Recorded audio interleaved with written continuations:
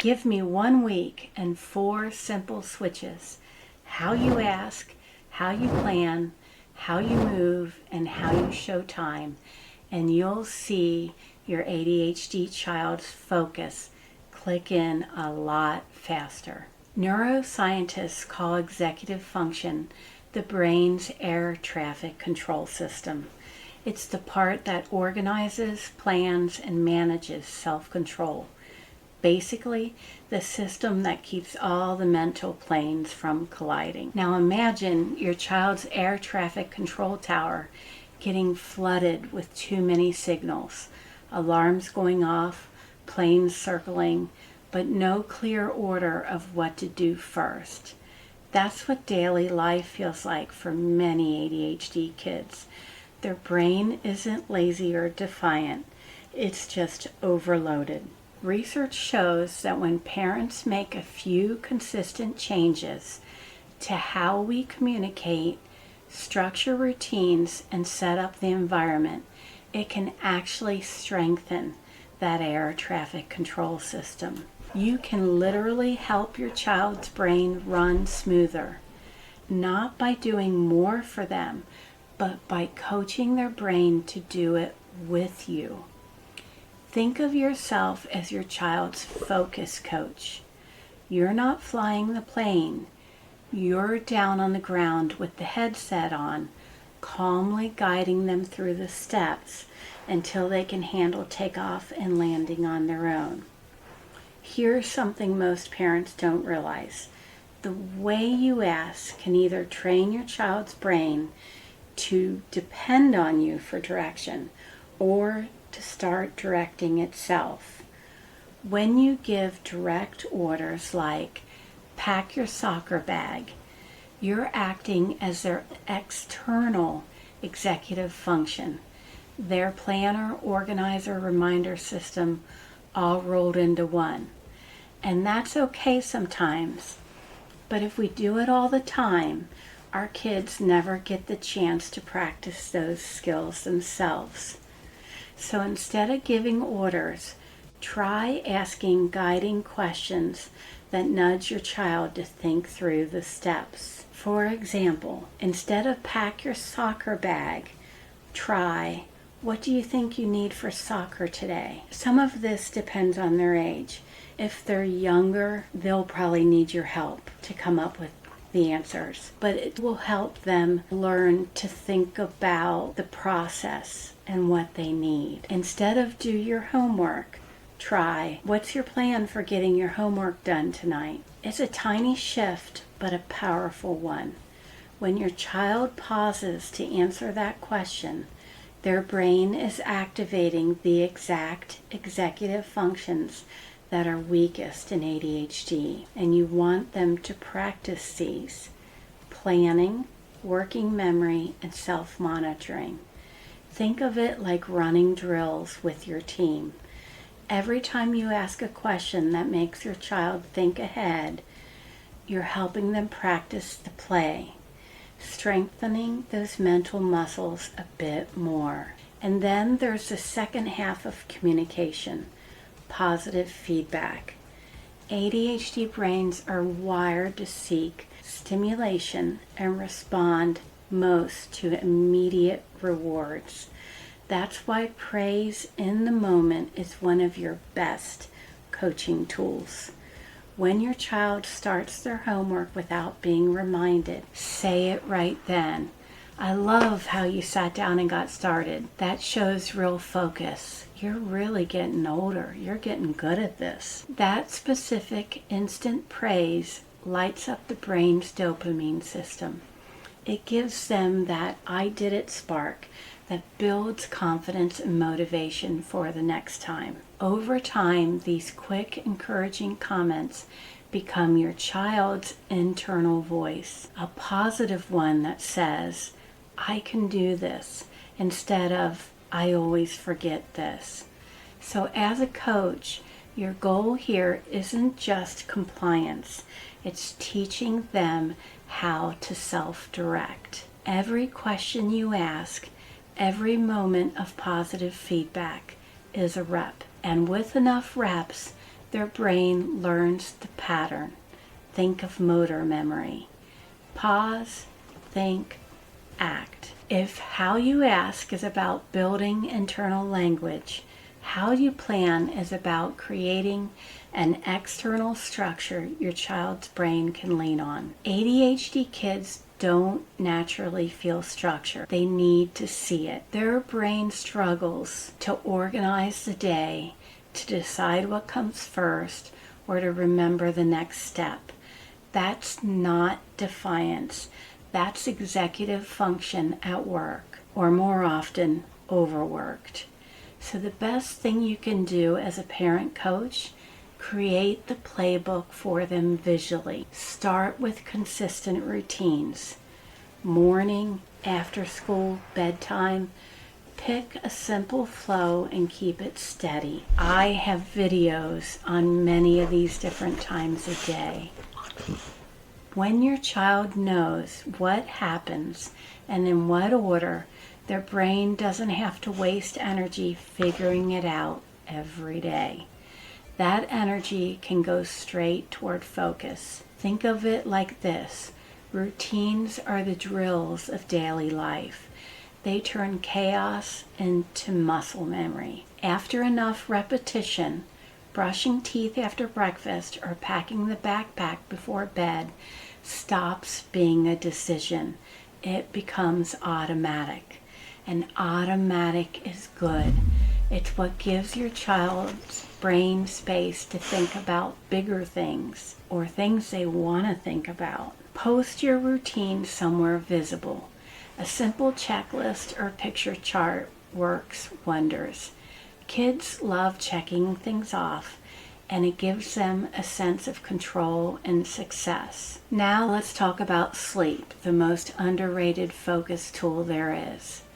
Research shows about half of kids with ADHD struggle with sleep. Sometimes it's up to 70%. And when they don't get enough, their attention, mood, and self-regulation all takes a hit. Think of sleep as your child's brain recharge. Neuroscientists think that sleep cleans our brain. You can't run the next play if your team's too exhausted to move. Help your child wind down with a calm bedtime routine. Same time each night. Dim the lights, read or listen to something soothing. Maybe use a white noise machine or even brown noise. The goal isn't perfection, it's consistency, because the brain loves cues. And when bedtime looks and feels the same each night, it learns to settle more easily. So as a coach, your job isn't to force focus, it's to set a rhythm that allows focus to show up. Structure and sleep are that rhythm. They give your child's brain predictability, calm, and enough rest to perform at its best. Here's a fun fact. Sometimes the fastest way to improve focus is to stop trying to sit still. Movement isn't a distraction for ADHD brains. It's fuel. You might notice how much I move during this video. Physical activity increases dopamine and norepinephrine, the very chemicals ADHD brains are short on.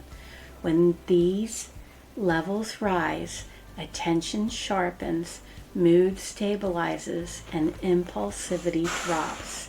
So instead of fighting the wiggles, work with them. Build movement into the day. Think of movement as your child's mental reset button. A quick bike ride before homework, 5 minutes of dancing between school subjects, or a brisk walk after school. These aren't time wasters, they're brain boosters. Research shows that regular aerobic exercise can boost executive function like working memory and inhibitory control, the very skills your child is building. For younger kids, turn movement into a rhythm. Work for 20 minutes, move for 5. Use a timer if needed so the pattern becomes predictable. Work, then move, then work again. You can adjust the time frames to suit your child, but make tasks movement friendly. If your child struggles to sit for long stretches, you can create what I call wiggle room. Try swapping the chair for a yoga ball or placing a wobble cushion on their seat. Loop a resistance band around the front of their legs of their chair so they can push or bounce quietly while they work. Even holding a small fidget object like a stress ball gives their body the input it craves without derailing focus. In fact, research shows it helps focus. These simple tools channel energy through the task instead of away from it. Think of this like managing a sports team. No good coach expects their players to run nonstop. You need to build in halftime breaks, water pauses, a stretch, not because your team isn't disciplined, but because recovery keeps performance high. Movement breaks are your child's halftime. And when you normalize that rhythm, exert, reset, refocus, you teach your child that needing movement isn't a flaw, it's a strategy. So next time your child gets antsy during homework, don't fight it. Stand up, shake it out, take a lap, and come back ready. My dad used to pay my brothers to run around the house. Their focus will return faster, and you'll both feel less frustrated. If there's one thing almost every parent of an ADHD child has said at some point, it's this: they have no sense of time. That's not exaggeration, it's neuroscience. Kids with ADHD often struggle with what psychologists call time blindness. Their brain isn't automatically tracking time passing, so 5 minutes and 50 minutes can sometimes feel about the same. That makes it almost impossible to manage transitions, estimate how long a task will take, or stay motivated when something feels endless. So your next coaching move is to make time visible. Turn time into something they can see. Use visual timers that show time disappearing, like a red disc that slowly shrinks, or apps that color code time blocks.